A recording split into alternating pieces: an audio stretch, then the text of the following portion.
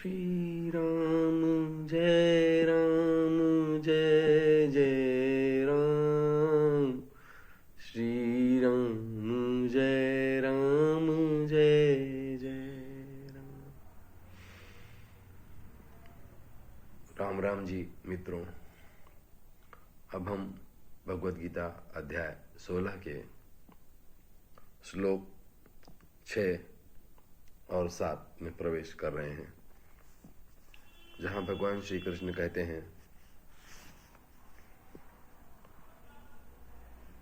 द्वौ भूत सर्गौ लोके अस्मिन् दैवः आसुरः एव च दैव विस्तरशः प्रोक्तः आसुरम पार्थ में शृणु। और हे अर्जुन, इस लोक में भूतों की सृष्टि यानी मनुष्य समुदाय दो ही प्रकार का है।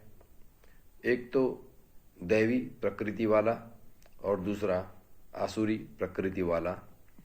उनमें से दैवी प्रकृति वाला तो विस्तारो पूर्वक कहा गया, अब तो आसुरी प्रवृत्ति वाले मनुष्य समुदाय को भी विस्तार पूर्वक मुझसे सुन। भगवान श्री कृष्ण ने पूर्व के श्लोक में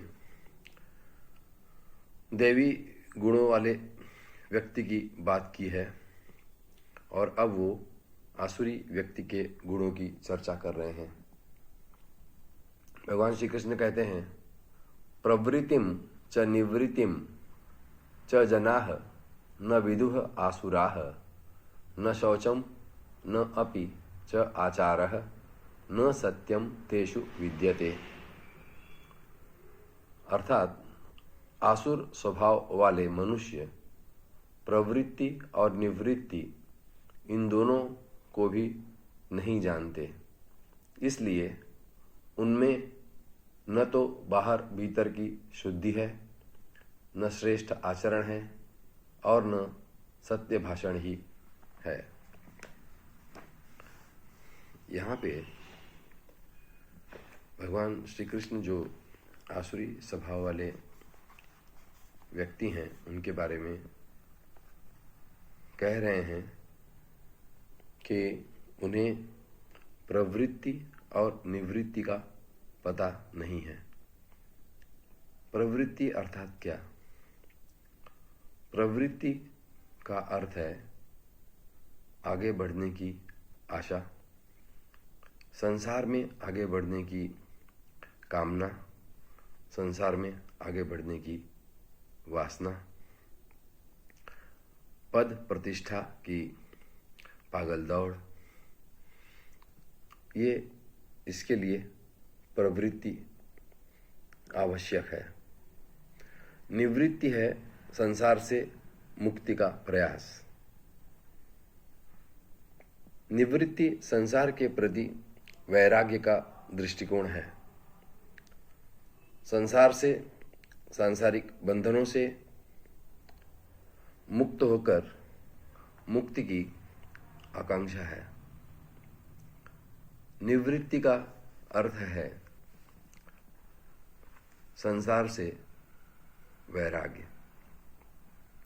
भगवान श्री कृष्ण इस श्लोक में यही बता रहे हैं कि जो व्यक्ति आसुरी स्वभाव का है वो प्रवृत्ति और निवृत्ति को नहीं जानता।